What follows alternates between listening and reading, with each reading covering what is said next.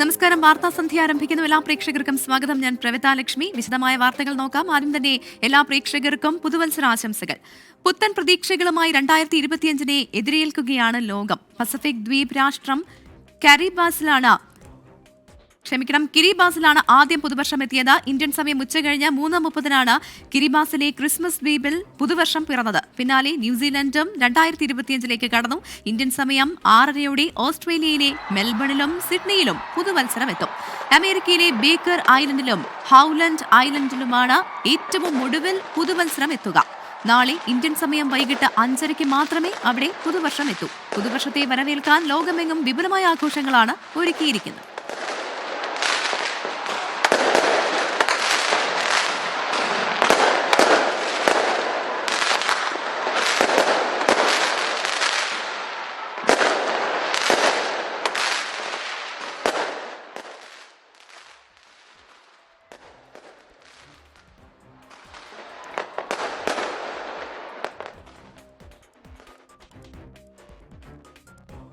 ഇനി കേരളത്തിലേക്ക് വന്നാൽ ആവേശത്തോടെ 2025 കടക്കുകയാണ് കേരളവും. നഗരങ്ങളിലും വിനോദസഞ്ചാര മേഖലകളിലും ന്യൂ ഇയർ ആഘോഷത്തിനായി ജനം എത്തിത്തുടങ്ങിയിട്ടുണ്ട്. ആഘോഷങ്ങൾ അതിരുവിടാതിരിക്കാൻ പോലീസിന്റെ പ്രത്യേക നിരീക്ഷണവുമുണ്ട്. ഫോർട്ട് കൊച്ചി വെളി ഗ്രൗണ്ടിൽ നിന്ന് വിഷ്ണു സുരേഷ്, കോഴിക്കോട് ബീച്ചിൽ നിന്ന് മിഥില ബാലൻ എന്നിവർ ചേരുകയാണ്. ആദ്യം വിഷ്ണു സുരേഷിലേക്ക്. വിഷ്ണു, ആദ്യം തന്നെ ഹാപ്പി ന്യൂ ഇയർ. വലിയ ആഘോഷമാണ് സാധാരണ ഫോർട്ട് കൊച്ചിയിൽ നടക്കാറുള്ളത്. പക്ഷേ ഇത്തവണ ആ ആഘോഷത്തിന് അല്പം ഒരു മാറ്റം വന്നിട്ടുണ്ട്. ഇന്നിപ്പോൾ വെള്ളി ഗ്രൗണ്ടിലാകുമോ ഈ ഫോർട്ട് കൊച്ചിയിലേക്ക് എത്തുന്ന എല്ലാവരും ശ്രദ്ധ കേന്ദ്രീകരിക്കുക? ഇവിടെ ഏത് തരത്തിലുള്ള ഒരുക്കങ്ങളാണ് ഇപ്പോൾ നടക്കുന്നത്?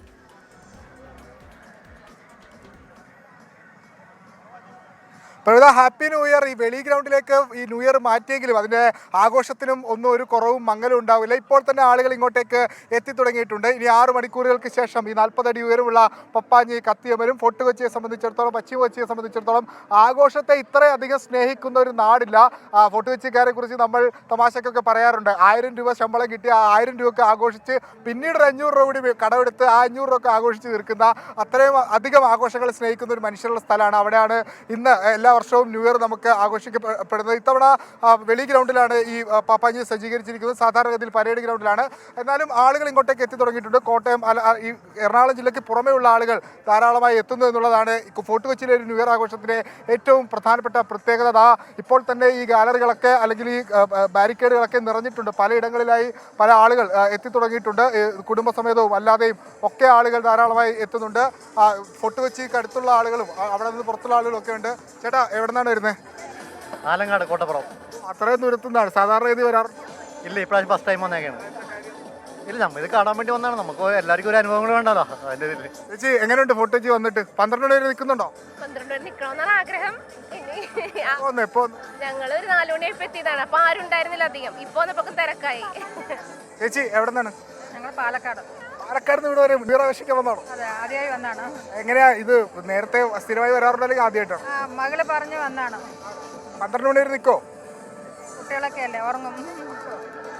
പാലക്കാട് നിന്ന് കോട്ടയത്തു നിന്നൊക്കെ ആൾക്കാർ വരുന്നു. പോലീസുകാരൊക്കെ ഇവിടെ സജ്ജമായിരിക്കുന്നു. പോലീസുകാരുടെ ഒരു സേവനം നമ്മൾ എടുത്തു പറയേണ്ടതുണ്ട്. ഈ സുരക്ഷാ ക്രമീകരണങ്ങളൊക്കെ ഒരുക്കി ഇതാ പൂർണ്ണ സജ്ജമായി പോലീസ് ടീം ഇവിടെ ഉണ്ട്. അവരുടെ ഒരു സേവനം വലുതാണ്. അവർ ഇവിടെ ഉണ്ട് നമുക്കൊപ്പം. സാറേ, ഹാപ്പി ന്യൂ ഇയർ. എവിടെ ഏത് സ്റ്റേഷനാണ്? ജില്ലാ ക്രൈംബ്രാഞ്ച്, കൊച്ചി സിറ്റി. സാറേ, ഒരു കാര്യം ചെയ്യട്ടെ, ഈ സാധാരണ രീതിയിൽ ന്യൂ ഇയർ ഒക്കെ ആകുമ്പോഴേ നമ്മൾ ഓരോ വർഷവും പുതിയ തീരുമാനം എടുക്കും. അങ്ങനെ എന്തെങ്കിലും തീരുമാനമൊക്കെ എടുത്തിട്ടുണ്ടോ? അങ്ങനെ ഇതുവരെ എടുത്തിട്ടില്ല. 12 മണി ആകുന്നതിന് മുമ്പ് എടുക്കാമെന്ന് വിചാരിക്കുന്നു. എന്തെങ്കിലും സ്പെഷ്യൽ തീരുമാനമാണോ? സ്പെഷ്യൽ തീരുമാനം 12 മണി ആകട്ടെ എന്നിട്ടാണ്. അതാണ് പലരും ഈ ന്യൂ ഇയർ റിസൊല്യൂഷൻ ഒക്കെ എടുക്കുന്നത് നമ്മൾ കണ്ടിട്ടുണ്ട്. അപ്പോൾ സാറ് 12 മണിയാകും വെയിറ്റ് ചെയ്യുകയാണ്. അങ്ങനെ പോലീസുകാരുടെ ഒരു സേവനം കൊണ്ട് അല്ലെങ്കിൽ അവരുടെ സുരക്ഷാ സജ്ജീകരണങ്ങളൊക്കെ പൂർണ്ണമായിട്ടുണ്ട്. കാര്യം ചോദിക്കട്ടെ, വിഷ്ണുവിന് അങ്ങനെ ഒരു ന്യൂ ഇയർ റെസൊല്യൂഷൻ ഉണ്ടോ ഇത്തവണ?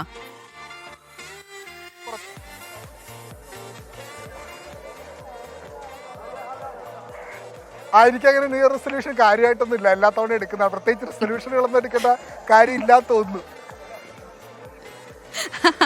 എന്തായാലും കൊള്ളാം. പക്ഷേ ഇനിയിപ്പം നമുക്ക് ഈ അവിടുത്തെ ആളുകളുടെ ആ മുഖത്തെ സന്തോഷമൊക്കെ കാണുമ്പോൾ മനസ്സിലാകും എത്രത്തോളം ആഘോഷത്തിലേക്ക് അവർ കടന്നിട്ടുണ്ടെന്ന്. പ്രത്യേകിച്ച് ഇപ്പോൾ നമ്മളോട് സംസാരിച്ച പോലീസ് ഉദ്യോഗസ്ഥരൊക്കെ വലിയ സന്തോഷത്തോടെയാണ് സംസാരിക്കുന്നത്. അതോടൊപ്പം തന്നെ വിഷ്ണു, ഏറ്റവും പ്രധാനപ്പെട്ട കാര്യം ഈ ആഘോഷം എന്ന് പറയുമ്പോൾ അതിലേക്ക് ലഹരിയുടെ കടന്നുവരവ് ഉണ്ടാകാൻ സാധ്യതയുണ്ട്. അപ്പോൾ അതൊക്കെ തടയാൻ വേണ്ടി ഏത് തരത്തിലുള്ള ക്രമീകരണമാണ് ഫോർട്ട് കൊച്ചിയിൽ ഒരുക്കിയിരിക്കുന്നത്? പ്രത്യേകിച്ച് എല്ലാവരുടെയും ശ്രദ്ധാകേന്ദ്രമാണ് ഇന്ന് ഫോർട്ട് കൊച്ചി. അപ്പോൾ അവിടെ കർശനമായ പരിശോധന അതൊക്കെ ഒരുക്കിയിട്ടുണ്ടോ? പ്രവിത, കഴിഞ്ഞ ക്രിസ്മസ് 25-ാം തീയതി മുതൽ സ്പെഷ്യൽ ഡ്രൈവുകൾ എക്സൈസിന്റെയും പോലീസിന്റെയും ഭാഗത്ത് നിന്ന് നടക്കുന്നുണ്ട്. അത് ഡാൻസ് ഓഫിന്റെയും എല്ലാം കമ്മീഷണർ സ്പെഷ്യൽ കോഡും ഒക്കെ പരിശോധനകൾ നടക്കുന്നുണ്ട്. പലയിടങ്ങളിലായി ലഹരി പിടികൂടുന്നുണ്ട്. ഈ ഫോർട്ട് കൊച്ചിയിലെ ഈ ന്യൂ ഇയർ ആഘോഷവുമായി ബന്ധപ്പെട്ട് ഒരു ക്ലീൻ ഫോർട്ട് കൊച്ചി എന്നൊരു ദൗത്യമാണ് നിലവിൽ പോലീസിന്റെയും എക്സൈസും ഒക്കെ നടത്തുന്നത്. എല്ലാ ഇടങ്ങളിലും ഇടവഴികളും അതോടൊപ്പം തന്നെ ഹോട്ടലുകളും ലോഡ്ജ് മുറികളും ഈ ഹോസ്റ്റലുകളും ഒക്കെ കേന്ദ്രീകരിച്ച് പോലീസിന്റെ ഒരു വിപുലമായ പരിശോധനയുണ്ട്. ഇതുവരെ അങ്ങനെ എന്താണ് പറയുക, ഒരു നമുക്ക് ആശങ്കപ്പെടുത്തുന്ന സാഹചര്യങ്ങളൊന്നും ഇതുവരെ ഉണ്ടായിട്ടില്ല. ലഹരി വിമുക്തമായ ഒരു ന്യൂ ഇയർ ആണ് നമ്മൾ ഇത്തവണ പ്രതീക്ഷിക്കുന്നത്. ഇതുവരെ അങ്ങനെ തന്നെയാണ്. അതിൽ കൂടുതൽ ലഹരി എന്ന് നമ്മൾ ഉദ്ദേശിക്കുന്നത് MDMA പോലുള്ള വസ്തുക്കളൊക്കെ അല്ലെങ്കിൽ അത്തരം വസ്തുക്കളൊക്കെ കൊച്ചിയിലേക്ക് അടുത്തിടെ വളരെ ശക്തമായി വരുന്നുണ്ട്. നമ്മൾ തന്നെ റിപ്പോർട്ട് ചെയ്തിരുന്നു. അതിനുള്ള ചില തെളിവുകളൊക്കെ നമ്മൾ അതിന് പുറത്തുവിടുകയായിരുന്നു. എന്നാൽ അതൊന്നും ഈ കൊച്ചിയുടെ ഈ പരിസരത്ത് ഉണ്ടാകില്ല എന്ന് നമ്മൾ പ്രതീക്ഷിക്കുന്നു. ഒരു അടിപൊളി ന്യൂ ഇയർ ആയിരിക്കും ഇത്തവണ. ഒരു തർക്കവുമില്ല കാര്യത്തിൽ. ഫോർട്ട് കൊച്ചി അതിനുവേണ്ടി തയ്യാറെടുത്തിരിക്കുകയാണ്. ഈ നമ്മുടെ ചൊട്ട മുംബൈ സിനിമയിൽ മോഹൻലാൽ പറയുന്ന പോലെ ഡിസംബർ 31 ഫോർട്ട് കൊച്ചിയെ സംബന്ധിച്ചിടത്തോളം അവരുടെ എല്ലാ സങ്കടങ്ങളും ദുഃഖങ്ങളും ഒക്കെ അലിയിച്ച് കടലിലേക്ക് കളയുന്നതാണ്. ഇപ്പോൾ ഫോർട്ട് കൊച്ചിക്കാർ മാത്രമല്ല, മറ്റ് ജില്ലകളിൽ നിന്നും സംസ്ഥാനങ്ങളിൽ നിന്നൊക്കെ ആൾക്കാർ ഇങ്ങോട്ടേക്ക് എത്തി അവരുടെ ദുഃഖങ്ങളും സങ്കടങ്ങളും ഒക്കെ ഈ ഫോർട്ട് കൊച്ചിയിൽ ഇട്ടിട്ട് അവർ അടുത്ത വർഷത്തിലേക്ക് പോവുകയാണ് പതിവ്. ഇത്തവണയും ഉണ്ടാകും. ആഘോഷങ്ങൾ 12 മണിയോടെ അതിൻ്റെ പൂർണ്ണതയിലേക്ക് എത്തും. പ്രവിധ, അതോടൊപ്പം തന്നെ വിഷ്ണു, മറ്റൊരു കാര്യം, ഇത്രയധികം ആളുകൾ എത്തിച്ചേരുന്ന സ്ഥലമാണ്. അവിടെ കുറച്ച് നിയന്ത്രണങ്ങളൊക്കെ മുൻപ് പോലീസ് ഏർപ്പെടുത്തിയിട്ടുണ്ടായിരുന്നു, പ്രത്യേകിച്ച് ഗതാഗത നിയന്ത്രണം, അതാണ് പറയേണ്ടത്. അപ്പോൾ ഇത്രയധികം ആളുകൾ എത്തുമ്പോൾ അവർക്ക് തിരിച്ചു പോകാനുള്ള സൗകര്യം അത് ഏത് തരത്തിലാകും ഏർപ്പെടുത്തിയിട്ടുണ്ടാവുക?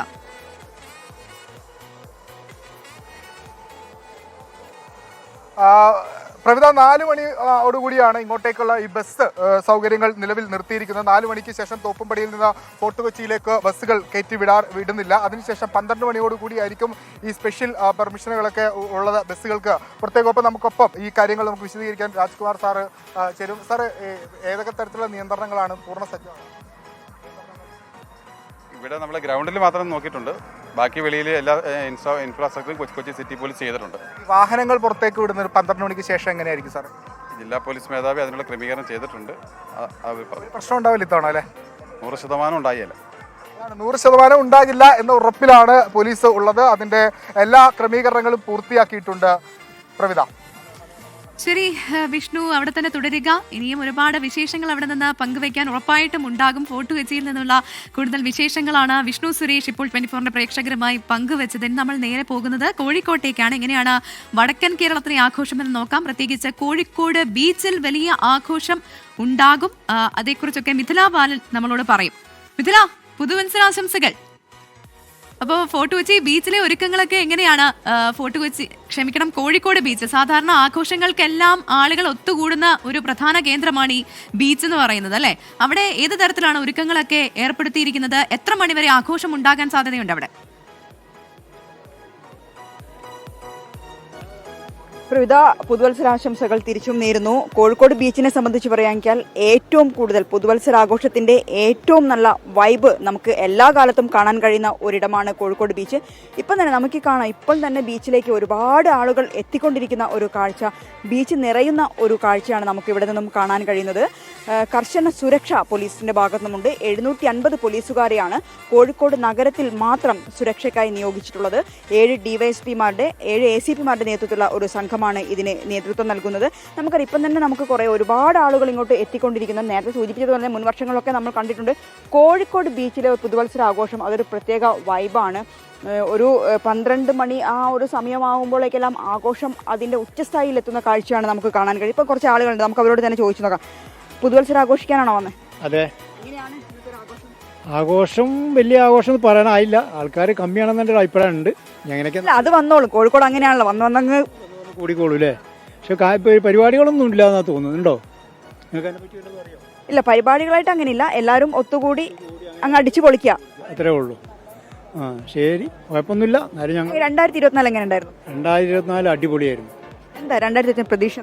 2024 പ്രതീക്ഷ 25 പ്രതീക്ഷ എല്ലാവരും നല്ല നിലയിൽ, നല്ല സൗഹാർദ്ദത്തിൽ, നല്ല ഒത്തൊരുമയിൽ പോകണം എന്നുള്ള അഭിപ്രായമാണ്. എന്താണ് ആഘോഷിക്കാൻ തന്നെ വന്ന? അതെ, ആഘോഷിക്കാൻ വന്നതാണ്. ഞങ്ങൾ മഞ്ചേരിയിൽ നിന്ന് വരികയാണ്. മഞ്ചേരി ഞങ്ങൾ കുറച്ച് നേരത്തെ വന്നിട്ടുണ്ട്. അപ്പോൾ അടുത്ത വർഷം പുതുവർഷം നല്ലതായി തീരട്ടെ എന്ന് ആശംസിക്കുകയാണ്. എത്ര മണി വരെ ഉണ്ടാവും ഇവിടെ ബീച്ചിൽ? ഞങ്ങളിത് ന്യൂ ഇയർ കഴിയുന്നവരെ ഉണ്ടാവും. 12 മണിക്ക് ശേഷമേ പോവുള്ളൂ. അതെ, ഇതാണ് പ്രയുക്ത. എന്നാണ് ഇത് കാണാൻ ആഘോഷിക്കാൻ വന്നാൽ അപ്പോൾ 12 മണിക്ക് ശേഷമേ പോവുള്ളൂ. അതെ, ഇവിടെ എത്തുന്ന ആളുകൾക്കൊക്കെ ഇതൊക്കെയാണ് പറയാനുള്ളത്. അവരെന്തായാലും ആഘോഷിക്കാൻ വന്നാണ്. മുൻ വർഷങ്ങളിലൊക്കെ നമുക്കറിയാവുന്നതാണ് കോഴിക്കോട് ബീച്ചിലെ ഒരു കാഴ്ച. എന്ത് ആഘോഷമാണെങ്കിൽ പോലും വരുന്ന സമയത്തും അതൊരു പ്രത്യേക വൈബാണ് കോഴിക്കോടിനെ സംബന്ധിച്ച് പറയുകയാണ്. നമുക്കിവിടെ കുറച്ച് ചെറുപ്പക്കാരിരിക്കുന്നുണ്ട്. നമുക്ക് അവരോട് ചോദിച്ചു നോക്കാം എങ്ങനെയാണ് അവരുടെ ഇന്നത്തെ ഒരു ആഘോഷം എന്നത്. എങ്ങനെയാണ് ഇന്നത്തെ ഒരു ആഘോഷം? ആഘോഷം ഗംഭീരമാക്കണം എന്നുള്ള ഒരു പ്ലാനിങ്ങിലാണ് വന്നത്. ഞങ്ങൾ മലപ്പുറത്തുനിന്ന് വരികയാണ്. അപ്പോൾ ഇവിടെ കാര്യമായിട്ട് പരിപാടികളൊന്നും ഇല്ല എന്നാണ് പറഞ്ഞു കേൾക്കുന്നത്.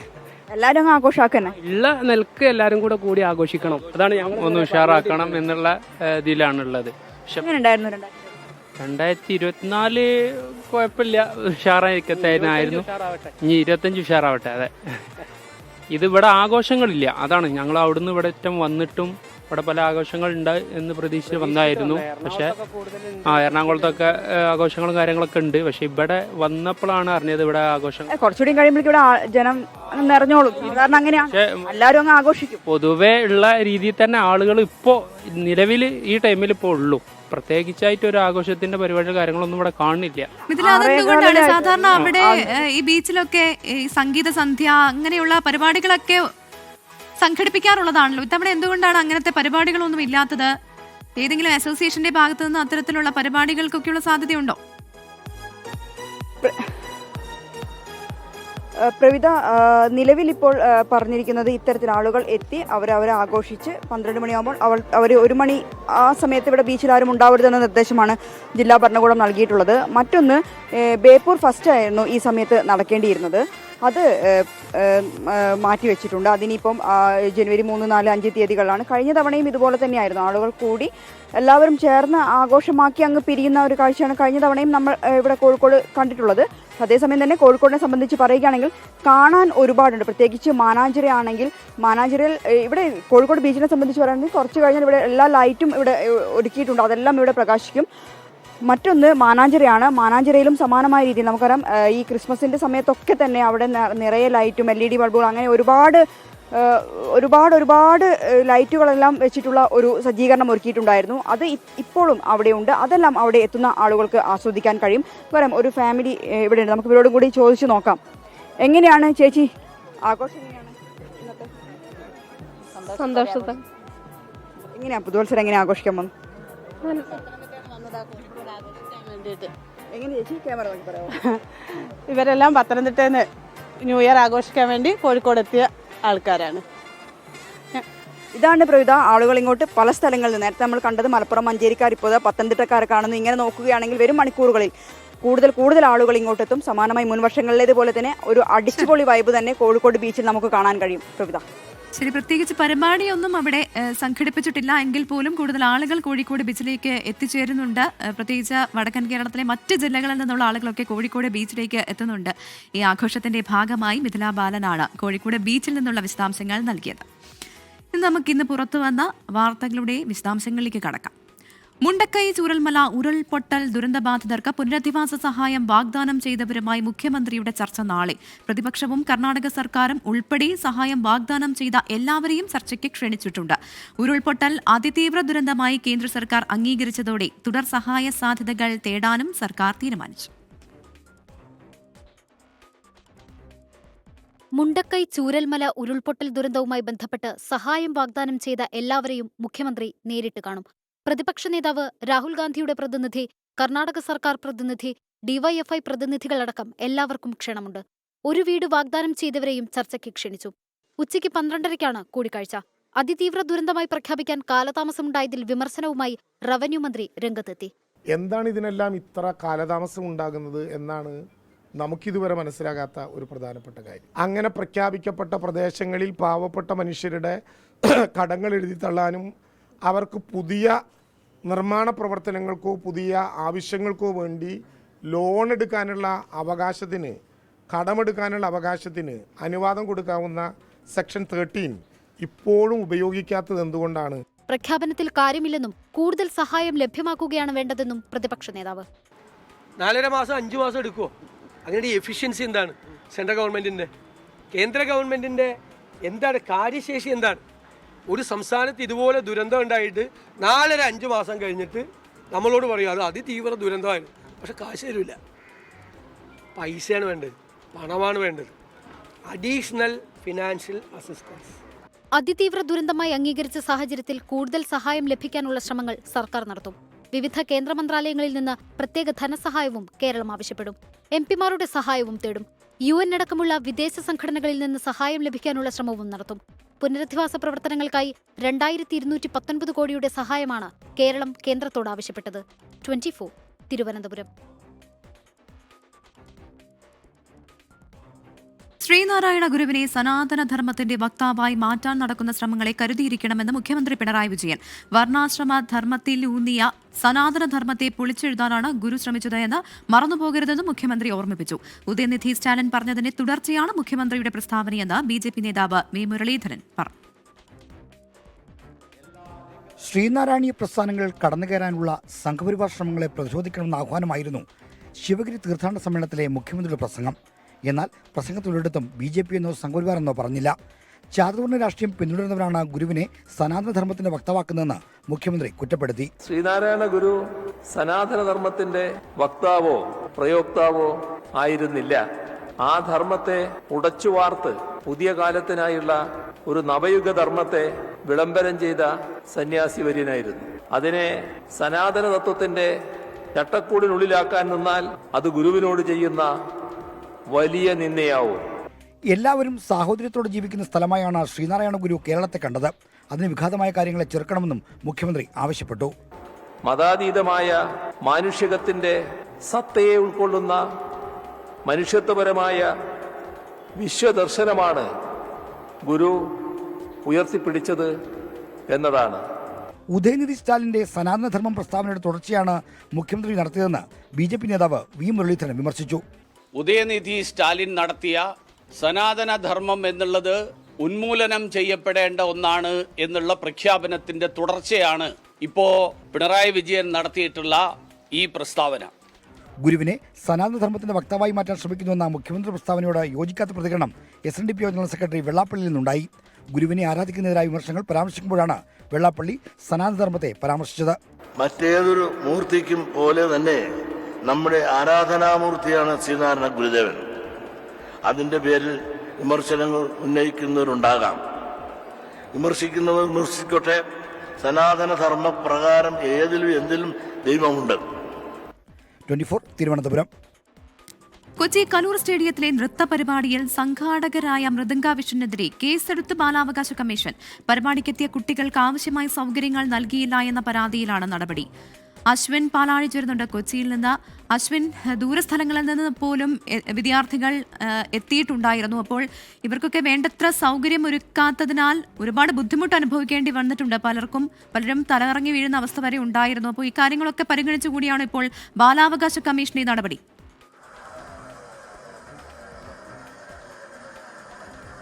തീർച്ചയായും പ്രവിധ, ഈ വിഷയവുമായി ബന്ധപ്പെട്ട് സമഗ്രമായ ഒരു അന്വേഷണം ബാലാവകാശ കമ്മീഷൻ ആദ്യഘട്ടത്തിൽ തന്നെ നടത്തിയിരുന്നു. ഏറ്റവും പ്രധാനമായി കേരളത്തിലെ പല ജില്ലകളിൽ നിന്നെത്തിയ കുട്ടികളാണ്. 9 വയസ്സിന് മുകളിൽ പ്രായമുള്ള നിരവധിയായി 12,000-ഓളം ആളുകളാണ് അതിലെത്തിയിരുന്നത്. അതിൽ ഭൂരിഭാഗവും കുട്ടികൾ തന്നെയാണ്. പക്ഷേ ഇവർക്ക് ആവശ്യമായ യാതൊരു അടിസ്ഥാന സൗകര്യവും ആ സ്റ്റേഡിയത്തിൽ സംഘാടകർ ഒരുക്കിയില്ല എന്നുള്ളതാണ് ബാലാവകാശ കമ്മീഷൻ ഏറ്റവും പ്രധാനമായി കണ്ടെത്തിയിരിക്കുന്നത്. അതിൽ കുടിവെള്ളം പോലും ഈ എത്തിയ ആളുകൾക്ക് ഒരുക്കാനുള്ള സംവിധാനം അവിടെ ഉണ്ടായിരുന്നില്ല. കേവലം 12,000 പേർക്ക് കേവലം ഒരു വാട്ടർ ക്യാൻ മാത്രമാണ് ഈ കയറി വരുന്ന ഗേറ്റിൻ്റെ അവിടെ വെച്ചിരുന്നത് എന്നുള്ളത് ആദ്യ ദിവസം തന്നെ ബാലാവകാശ കമ്മീഷൻ നടത്തിയ പരിശോധനയിൽ കണ്ടെത്തിയിരുന്നു. ഒപ്പം ഇവർക്ക് ആവശ്യമായ ഇരിപ്പിടമടക്കമുള്ള ഒരു സംവിധാനങ്ങളും ആദ്യഘട്ടത്തിൽ നൽകിയിരുന്നില്ല. കനത്ത വെയിൽ ഉച്ചയ്ക്ക് എത്തിയവരാണ്. അവർക്ക് രജിസ്ട്രേഷൻ നടപടികളുണ്ടായിരുന്നു. ഈ രജിസ്ട്രേഷൻ നടപടികൾക്ക് വേണ്ടി കലൂർ ടൗണിലേക്ക് നീണ്ട ക്യൂ, അതായത് സ്റ്റേഡിയത്തിന് പുറത്തേക്ക് നീണ്ട ക്യൂവിൽ മണിക്കൂറുകളോളം ഇവരെ കാത്തു നിർത്തി എന്നുള്ളൊരു പരാതി അന്ന് തന്നെ മാതാപിതാക്കൾ ഉയർത്തിയതാണ്. വലിയ പ്രതിഷേധവും അന്നുണ്ടായതാണ്. അന്ന് തന്നെ ബാലാവകാശ കമ്മീഷന് പ്രതിനിധികൾ അവിടെ എത്തുകയും ഈ സാഹചര്യങ്ങൾ വിലയിരുത്തുകയും ചെയ്തിരുന്നു. പിന്നീടാണ് സംഭവം വിവാദമായതിനു പിന്നാലെ നിരവധി പരാതികൾ ബാലാവകാശ കമ്മീഷന് മുന്നിലെത്തിയത്. അതിൻ്റെ അടിസ്ഥാനത്തിലാണ് മൃദംഗ വിഷ്ണുവിനെതിരെ, അതിൻ്റെ സംഘാടകർക്കെതിരെ, അതിൻ്റെ മാനേജിംഗ് ഡയറക്ടർ അടക്കമുള്ളവർക്കെതിരെ നിലവിലിപ്പോൾ കേസെടുത്തിരിക്കുന്നത്. ഈ സംഭവങ്ങൾ, പരാതിയിൽ പറഞ്ഞിരിക്കുന്ന സംഭവങ്ങൾ അന്വേഷിച്ച് റിപ്പോർട്ട് നൽകാൻ പോലീസിനും നിർദ്ദേശം നൽകിയിട്ടുണ്ട്. പ്രവിധ. ശരി, വലിയ തുക വാങ്ങിയിട്ടും വേണ്ടത്ര സൗകര്യങ്ങൾ കൊച്ചി കലൂർ സ്റ്റേഡിയത്തിൽ നടന്ന നൃത്ത പരിപാടിയിൽ ഒരുക്കിയിരുന്നില്ല. അപ്പോൾ സംഘാടകരായ മൃദംഗ വിഷ്ണുദ്രെ ഇപ്പോൾ ബാലാവകാശ കമ്മീഷൻ കേസെടുത്തിരിക്കുകയാണ്. പരിപാടിക്കെത്തിയ കുട്ടികൾക്ക് ആവശ്യമായ സൗകര്യങ്ങൾ നൽകിയില്ല എന്ന പരാതിയിലാണ് നടപടി.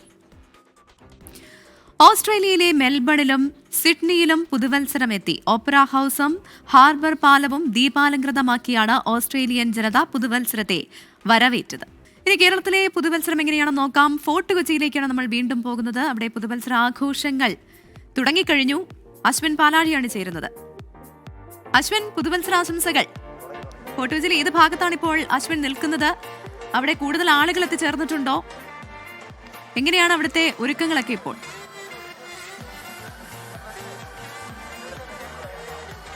Pravitha, happy new year. നമ്മളിപ്പോൾ ഉള്ളത് സ്വാഭാവികമായി വെളി ഗ്രൗണ്ടിലാണ്. ഇത്തവണ ഫോർട്ട് കൊച്ചിയുടെ ന്യൂ ഇയർ ആഘോഷം നടക്കുന്നത് വെളി ഗ്രൗണ്ടിൽ തന്നെയാണ്. എന്തായാലും പക്ഷേ കഴിഞ്ഞ വർഷവും അതിന് മുമ്പത്തെ വർഷമൊക്കെ ഉണ്ടായിരുന്ന ആളുകളുടെ ഒരു തിരക്ക് ഇത്തവണ ഇല്ല എന്ന് തന്നെ പറയാം.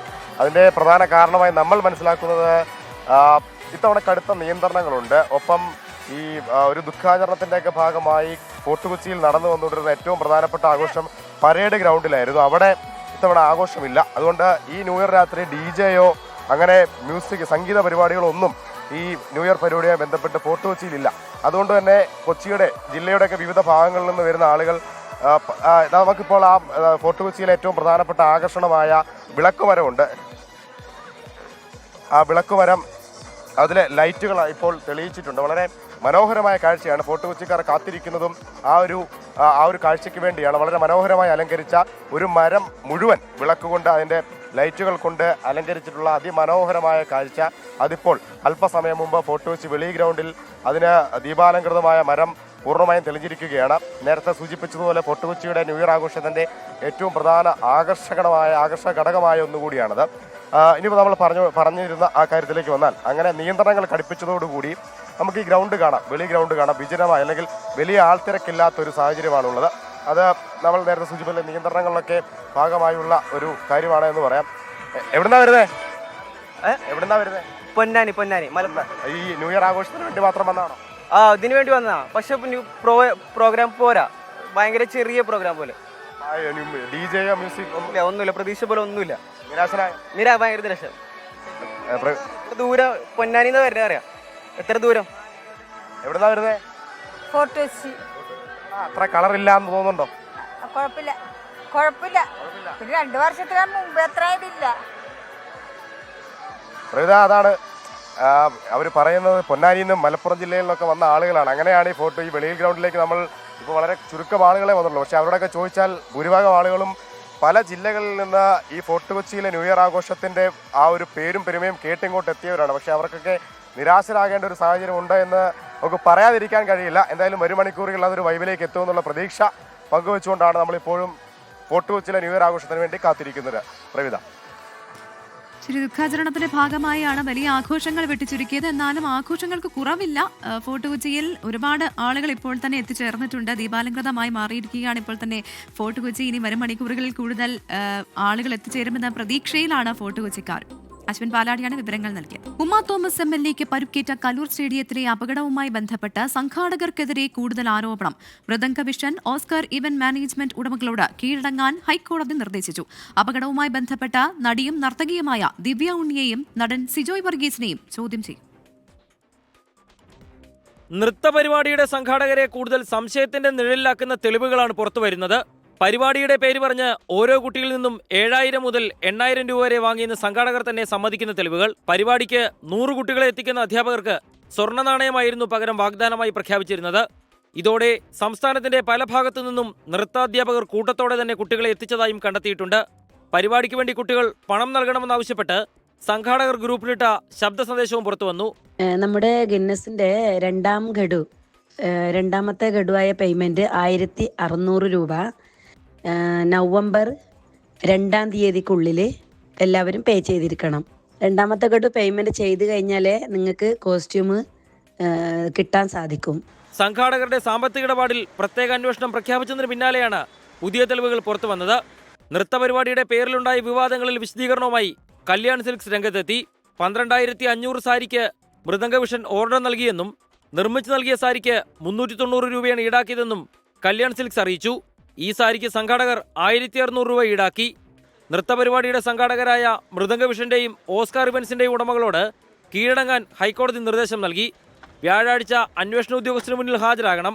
സംഘാടകർക്കെതിരെ ജാമ്യമില്ലാ കുറ്റം ചുമത്തിയെന്ന് പോലീസ് കോടതിയെ അറിയിച്ചു. അതേസമയം കേസിൽ ഇന്നലെ പോലീസ് അറസ്റ്റ് ചെയ്ത പ്രതികളെ ഇന്ന് വിളിച്ചു വരുത്തി ജാമ്യമില്ലാ വകുപ്പ് ചുമത്തി. മജിസ്ട്രേറ്റിന് മുന്നിൽ ഹാജരാക്കി. പ്രതികൾക്കെതിരെ നിസ്സാര വകുപ്പുകൾ ചുമത്തിയെന്ന പരാതി ഉയർന്നതിന് പിന്നാലെയാണ് നടപടി. എസ് ശ്യാംകുമാർ, 24, കൊച്ചി.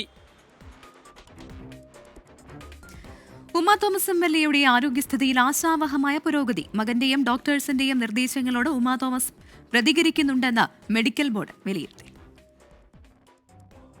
വെന്റിലേറ്ററിൽ കഴിയുന്ന ഉമാ തോമസ് എംഎൽഎയുടെ ആരോഗ്യനിലയിൽ ആശാവഹമായ പുരോഗതിയുണ്ടെന്ന് മെഡിക്കൽ ബോർഡ്. എന്നാൽ വെന്റിലേറ്ററിൽ തുടരുന്ന എംഎൽഎ അപകടനില തരണം ചെയ്തുവെന്ന് പറയാൻ കഴിയില്ലെന്നും ന്യൂമോണിയ ഉണ്ടാകാനുള്ള സാധ്യത വെല്ലുവിളിയായി മുന്നിലുണ്ടെന്നും ഡോക്ടേഴ്സ് പറഞ്ഞു. ശ്വാസകോശത്തിനുള്ളിലെ ക്ഷതമാണ് ആശങ്കയായി നിലനിൽക്കുന്നതെന്നും ഡോക്ടേഴ്സ്. നമ്മൾ പറയുന്നതിനോട് പ്രതികരിക്കുന്നുണ്ടായിരുന്നു. കാലുകൾ അനക്കാൻ പറഞ്ഞപ്പോൾ കാലുകൾ അനക്കി, ചിരിക്കാൻ പറഞ്ഞപ്പോൾ ചിരിച്ചു, കണ്ണു തുറന്നു, മോൻ ചോദിക്കുന്നതിനോടൊക്കെ റെസ്പോണ്ട് ചെയ്തു. അപ്പോൾ തലച്ചോറ് കൊണ്ട് ഉണ്ടായേക്കുന്ന ക്ഷതങ്ങളിൽ നമുക്കൊരു ചെറിയ പുരോഗതി എന്തായാലും ഉണ്ട്, മോശമായിട്ടില്ല. അപ്പോൾ അതൊരു ആശാവഹമായ ഒരു പുരോഗതി തന്നെയാണ്. രാവിലെ കണ്ണു തുറന്ന മകനെ തിരിച്ചറിയുകയും പ്രതികരിക്കുകയും ചെയ്തു. കണ്ണു തുറക്കാനും കൈക്കാലുകൾ അനക്കാനും പറഞ്ഞപ്പോൾ അമ്മ അതിനോട് പ്രതികരിച്ചുവെന്ന് മകൻ. കണ്ണ് തുറക്കാൻ പറഞ്ഞപ്പം കണ്ണ് തുറന്നു, പിന്നെ പതുക്കെ ഒരു കൈ പൊക്കാൻ പറഞ്ഞപ്പോൾ കൈ പൊക്കി. അപ്പം ഞാൻ മറ്റേ കൈയും കൂടെ പൊക്കാൻ പറഞ്ഞു. അപ്പം രണ്ട് കൈ മാറി മാറി പൊക്കി. കാലൊന്ന് പൊക്കാൻ പറഞ്ഞു, കാല് പൊക്കി. പിന്നെ മറ്റേ കാല് പൊക്കാൻ പറഞ്ഞു. അങ്ങനെ പിന്നെ കൈ പിടിക്കാൻ പറഞ്ഞു. കൈ പിടിച്ചപ്പോൾ ഒന്ന് ഷെയ്ക്ക് ഹാൻഡ് ചെയ്യാൻ പറഞ്ഞു. എന്നിട്ട് ഞാൻ മുറുക്ക പിടിക്കാൻ പറഞ്ഞു. അപ്പോൾ അമ്മ കുറച്ച് മുറുക്ക ട്രൈ ചെയ്തു. പ്രതിപക്ഷ നേതാവ് വി.ഡി. സതീശൻ, നടൻ ധർമ്മജൻ ബോൾഗാട്ടി തുടങ്ങിയവർ ആശുപത്രിയിലെത്തി എംഎൽഎയെ സന്ദർശിച്ചു. 24, കൊച്ചി. ടി പി ചന്ദ്രശേഖരൻ വധക്കേസ് പ്രതി കൊടിസുനിക്ക് പരോൾ നൽകിയതിൽ കടുത്ത വിമർശനവുമായി പ്രതിപക്ഷം. ടി പി കേസ് പ്രതികൾ സിപിഐഎം നേതാക്കളെ ഭീഷണിപ്പെടുത്തുകയാണെന്നും സർക്കാർ ക്രിമിനലുകൾക്കൊപ്പമെന്നും പ്രതിപക്ഷ നേതാവ് വി.ഡി. സതീശൻ ആരോപിച്ചു. എന്നാൽ പരോൾ അനുവദിച്ച നടപടിയെ പരസ്യമായി ന്യായീകരിക്കുകയാണ് സിപിഐഎം നേതാക്കൾ. മാതാവിന്റെ പരാതി പരിഗണിച്ചാണ് ടി പി ചന്ദ്രശേഖരൻ വധക്കേസ് പ്രതി കൊടിസുനിക്ക് 30 ദിവസത്തെ പരോൾ അനുവദിച്ചത്. തവനൂർ സെൻട്രൽ ജയിലിൽ കഴിഞ്ഞിരുന്ന കൊടിസുനി ശനിയാഴ്ച പുറത്തിറങ്ങിയിരുന്നു. ആഭ്യന്തര വകുപ്പ് അറിയാതെ ജയിൽ ഡിജിപിക്ക് മാത്രമായി പരോൾ അനുവദിക്കാൻ കഴിയില്ലെന്നാണ് ഉയരുന്ന വിമർശനം. വധക്കേസിലെ ഗൂഢാലോചന പുറത്തുപറയുമെന്ന് പ്രതികൾ സിപിഐഎം നേതാക്കളെ ഭീഷണിപ്പെടുത്തുകയാണെന്ന് പ്രതിപക്ഷ നേതാവ് വി.ഡി. സതീശൻ. ഈ പ്രതികൾ സിപിഎം നേതാക്കന്മാരെ ബ്ലാക്ക്മെയിൽ ചെയ്തുകൊണ്ടിരിക്കുകയാണ്. സിപിഎം നേതാക്കന്മാരെ ബ്ലാക്ക്മെയിൽ ചെയ്തുകൊണ്ടാണ് ഈ ഷെയ്ഡി ആയിട്ടുള്ള എല്ലാ ബിസിനസ്സും ഈ കേസിലെ പ്രതികൾ ചെയ്യുന്നത്. അതുകൊണ്ട് അവർ ചോദിക്കുമ്പോൾ പരോൾ കൊടുക്കുക, അവർക്ക് സംരക്ഷണം കൊടുക്കുക, നിയമം ലംഘിച്ച് അവരുടെ പേര് എഴുതി ചേർക്കുക, എന്നിട്ട് അത് പുറത്തുവിട്ടു എന്നതിൻ്റെ പേരിൽ ജയിൽ ഉദ്യോഗസ്ഥന്മാർക്കെതിരെ നടപടിയെടുക്കുക.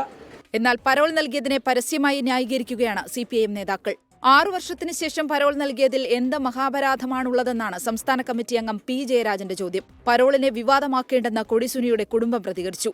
മാതാവിന്റെ പരാതി പരിഗണിച്ച് മാനുഷിക പരിഗണന അർഹിക്കുന്നുണ്ടോ എന്ന് പരിശോധിക്കണമെന്ന് മനുഷ്യാവകാശ കമ്മീഷൻ ജയിൽ വകുപ്പ് മേധാവിയോട് നിർദ്ദേശിച്ചിരുന്നു. ഈ നിർദ്ദേശത്തെ പരോൾ നൽകാനുള്ള നിർദ്ദേശമായി വ്യാഖ്യാനിച്ചാണ് പരോൾ അനുവദിച്ചത്. News desk 24. കട്ടപ്പനയിൽ ആത്മഹത്യ ചെയ്ത നിക്ഷേപകൻ സാബു തോമസിനെതിരായ അധിക്ഷേപ പ്രസ്താവന തിരുത്താതെ എം മണി. സാബുവിനെ എന്തെങ്കിലും പ്രശ്നങ്ങൾ അലട്ടിയിരുന്നോ എന്ന് പരിശോധിക്കണമെന്ന് ആവർത്തിച്ചു. ഫോണിലൂടെ ഭീഷണി മുഴക്കിയ സിപിഐഎം ജില്ലാ കമ്മിറ്റി അംഗം വി.ആർ. സജിക്ക് തെറ്റുപറ്റിയിട്ടില്ല എന്നും എം മണി ന്യായീകരിച്ചു. മറ്റെന്തെങ്കിലും മാനസിക പ്രശ്നമുണ്ടോ, വല്ല ചികിത്സ ചെയ്തിരുന്നോ, അതിന് ഡോക്ടറെ സമീപിച്ചിരുന്നോ, ഇത്തരം കാര്യങ്ങളൊക്കെ പരിശോധിക്കേണ്ടതാണ്. സാബുവിന്റെ ആത്മഹത്യയിൽ പ്രതിക്കൂട്ടിലായ സിപിഐഎം കട്ടപ്പനയിൽ നടത്തിയ നയവിശദീകരണ യോഗത്തിലാണ് എം മണിയുടെ അധിക്ഷേപ പരാമർശം. സാബു തോമസിന്റെ മരണത്തിൽ വി.ആർ. സജിക്കോ സിപിഐഎമ്മിനോ പങ്കില്ല. വയ്യാവേലികൾ സിപിഐഎമ്മിന്റെ തലയിൽ കെട്ടിവെക്കാൻ വരണ്ടെന്നുമായിരുന്നു എം മണി പറഞ്ഞത്. പരാമർശം വിവാദമായതോടെ താൻ സാബുവിനെ അപമാനിച്ചിട്ടില്ലെന്നാണ് എം മണിയുടെ വാദം. ഞാൻ അങ്ങനൊന്നും പറഞ്ഞില്ല, തെറ്റ്, അങ്ങനൊന്നും പറഞ്ഞിട്ടില്ല. ഒന്ന്, അയാൾ ആത്മഹത്യ ചെയ്യാനുള്ള യാതൊരു സാഹചര്യവും എന്ന് പറഞ്ഞാൽ പിന്നെ എന്താ, എന്തുകൊണ്ട് അങ്ങനെ സംഭവിച്ചു, അയാൾക്ക് എന്തെങ്കിലും ഭീഷണി ഉണ്ടായിരുന്നോ? സാബുവിനെ അധിക്ഷേപിച്ച എം മണിയുടെ മനോനില പരിശോധിക്കണമെന്ന യൂത്ത് കോൺഗ്രസ്. സാബുവിന്റെ കുടുംബത്തിന്റെ മാനസികാവസ്ഥ പോലും പരിഗണിക്കാതെ പ്രസ്താവന നടത്തിയ എം മണിയുടെ മനോനില പരിശോധിക്കപ്പെടേണ്ടതുണ്ട്. കട്ടപ്പന റൂറൽ ഡെവലപ്മെന്റ് സഹകരണ സൊസൈറ്റിയിലെ സാബുവിന്റെ നിക്ഷേപത്തുക പലിശയും ചേർത്ത് 14,59,940 രൂപ കുടുംബത്തിന് കൈമാറി. സൊസൈറ്റി ജീവനക്കാരായ 3 പേർക്കെതിരെ ആത്മഹത്യാ പ്രേരണാ കുറ്റം ചുമത്തിയെങ്കിലും ഇതുവരെ അറസ്റ്റ് ചെയ്തിട്ടില്ല. 24 ഇടുക്കി. കട്ടപ്പനയിലെ നിക്ഷേപന്റെ ആത്മഹത്യയിൽ സിപിഐഎമ്മിനെ വിമർശിച്ച് സിപിഐ നേതാവ് കെ ശിവരാമൻ. സിപിഐഎം ഭരിക്കുന്ന ബാങ്കിൽ സാബു പണം നിക്ഷേപിച്ചത് നഷ്ടപ്പെടുമെന്നോർത്തല്ല, പണം മടക്കി ചോദിക്കുമ്പോൾ ഭീഷണിപ്പെടുത്തുകയോ അപമാനിക്കുകയോ അല്ല ചെയ്യേണ്ടതെന്നും കെ ശിവരാമൻ ഫേസ്ബുക്കിൽ കുറിച്ചു. രാഹുൽ വിജയൻ കട്ടപ്പനയിൽ നിന്ന് ചേരുകയാണ്. രാഹുൽ, എങ്ങനെയാണ് ഈ ഫേസ്ബുക്ക് പോസ്റ്റ്, എന്തൊക്കെ കാര്യങ്ങളാണ് അദ്ദേഹം ചൂണ്ടിക്കാണിക്കുന്നത്? പ്രവിധ സിപിഎമ്മിനെയും അതുപോലെ തന്നെ എംഎംഐയെയും നിശ്ചിതമായി വിമർശിച്ചുകൊണ്ടുള്ള ഫേസ്ബുക്ക് പോസ്റ്റ് ആണെന്ന് പറയാതിരിക്കാൻ കഴിയില്ല. കാരണം ഈ സാബുവിന്റെ ആത്മഹത്യ, അതായത് സാബു ഏറ്റവും കൂടുതൽ വിശ്വസിച്ചിരുന്ന പ്രസ്ഥാനമായിരുന്നു സിപിഎം. ആ പ്രസ്ഥാനം നയിക്കുന്ന ബാങ്കെന്ന ഒരു വിശ്വാസത്തിലാണ് ഈ പണം മുഴുവൻ നിക്ഷേപിച്ചത്. അത് തിരികെ ചോദിക്കുമ്പോൾ ഏതെങ്കിലും വിധേന പണം ഇല്ലെങ്കിൽ അത് സാവധാനം പറഞ്ഞ് മനസ്സിലാക്കുകയാണ് ചെയ്യേണ്ടത്. അല്ലാത്ത പക്ഷം അദ്ദേഹത്തെ അധിക്ഷേപിച്ചത് വളരെ മോശമായ കാര്യമാണ്. അത് ആ ബാങ്ക് ഭരണസമിതിയുടെയും ആ ഭരണസമിതിയെ നയിക്കുന്ന പ്രസ്ഥാനത്തിന്റെയും വീഴ്ചയാണ് എന്ന് പറയുന്നുണ്ട്. അതിനിടയിൽ ഈ ആത്മഹത്യ നടന്നതിന് ശേഷം വീണ്ടും എംഎംമണിയുടെ ഇന്നലെ നടത്തിയ തരത്തിലുള്ള പരാമർശങ്ങൾ വീണ്ടും ആ കുടുംബത്തെയും സാബുവിനെയും വേദനിപ്പിക്കുന്നതാണ്, അല്ലെങ്കിൽ വീണ്ടും ബുദ്ധിമുട്ടിലാക്കുന്ന ഒന്നാണ്. അത് ഒഴിവാക്കപ്പെടേണ്ടതായിരുന്നു എന്നതടക്കമുള്ള എംഎംമണിയെ പരാമർശിച്ചുകൊണ്ടുള്ള കട്ടപ്പനയിലെ നിക്ഷേപകന്റെ ആത്മഹത്യയിൽ സിപിഐഎമ്മിനെ രൂക്ഷമായ ഭാഷയിലാണ് സിപിഐ നേതാവ് കെ ശിവരാമൻ വിമർശിച്ചത്. ഫേസ്ബുക്കിലൂടെയാണ് വിമർശനം. വിവരങ്ങളാണ് രാഹുൽ വിജയൻ നൽകിയത്. നോക്കാം ഇന്നത്തെ സ്വർണ്ണവില. ഇന്നത്തെ സ്വർണ്ണനിരക്ക് സമർപ്പിക്കുന്നത് സ്പർശ ഗോൾഡ് ആൻഡ് ഡയമണ്ട്സ്. ഡിജിറ്റലാകൂ ഇനി സ്പർശയോടൊപ്പം.